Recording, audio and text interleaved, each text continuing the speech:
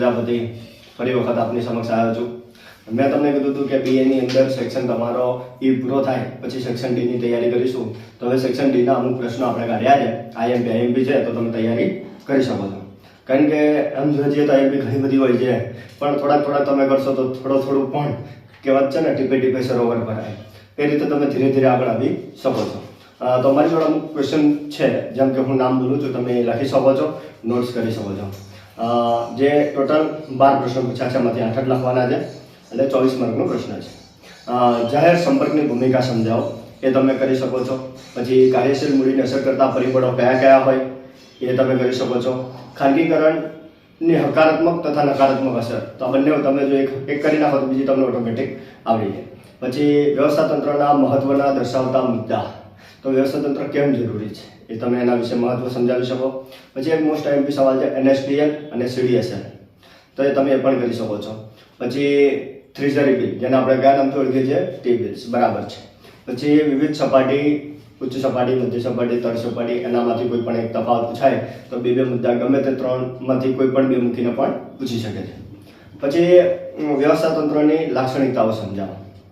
પછી એક આવો પણ સવાલ છે કે સત્તા સોંપણી એ 3 પાયાની ત્રિપાઈ છે, તો એ 3 પાયો એટલે સત્તા, જવાબદારી, એ બંને જરૂરી છે। પછી કાર્યશીલ મૂડી અને કાયમી મૂડી, એનો તફાવત પૂછાય તો પણ તમને આવડવું જોઈએ, કારણ કે આના રિલેટેડ આપણે એક સવાલ આગળ વાત કરીએ કે કાર્યશીલ મૂડીને અસર કરતા પરિબળો, તેમાં પણ મોસ્ટ આઈએમપી સવાલ છે પ્રાથમિક મૂડી બજારની લાક્ષણિકતાઓ કઈ કઈ છે। પછી આવો જ એક સવાલ બીજો ટ્વિસ્ટ કરીને તમને પૂછી શકે છે કે બજાર પ્રક્રિયા અને વેચાણનો તફાવત, તો પણ તમને આવડવો જોઈએ। પછી કાર્ય સંસાધનની વાત કરીએ તો માનવ સંસાધન સંચાલનના ભાગ તરીકે કર્મચારીની વ્યવસ્થા કેમ જરૂરી છે, એ તમે લખી શકો છો। આયોજનની મર્યાદા પૂછાય તો એ લખી શકો છો। આયોજનની મર્યાદા સાથે તમને અંકુશની સુધારા લક્ષી પગલાં સમજાવો તો પણ તમને આવડે। પછી તમને યાદ છે પેલા 16 મુદ્દાઓ, હુકમની એક વાક્યતાનો સિદ્ધાંત, હા એમાંનો જ એક છે, એ તમારે યાદ કરવાનો। સંકલનનું મહત્વ શું છે, સંચાલન એક વ્યવસાય તરીકે આવે છે, એ પણ તમને આવડવું જોઈએ। પછી કેન્દ્રીકરણની જેવો એક પ્રશ્ન છે વિકેન્દ્રીકરણનું મહત્વ, એ તમને આવડવું જોઈએ। પછી આધુનિક વિચારધારા કઈ કઈ છે, એ પણ મોસ્ટ આઈએમપી સવાલ છે। અવૈધિક વ્યવસ્થા તંત્ર સમજાવવાનું પૂછે કે વૈદિક વ્યવસ્થા તંત્ર, તો પણ તમને આવડવું જોઈએ।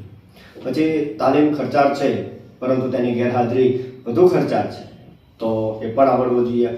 હા, એક બીજો મોસ્ટ આઈએમપી સવાલ તમારી સામે પૂછાય તો તમને આવડવો જોઈએ। કયો સવાલ છે, બજારીય સંચાલનની પ્રક્રિયા, એ તમને આવડવું જોઈએ।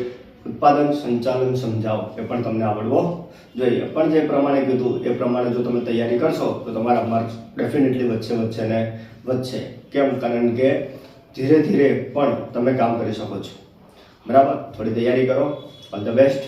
લાઈક કરો, શેર કરો, સબસ્ક્રાઈબ કરો। Thank you.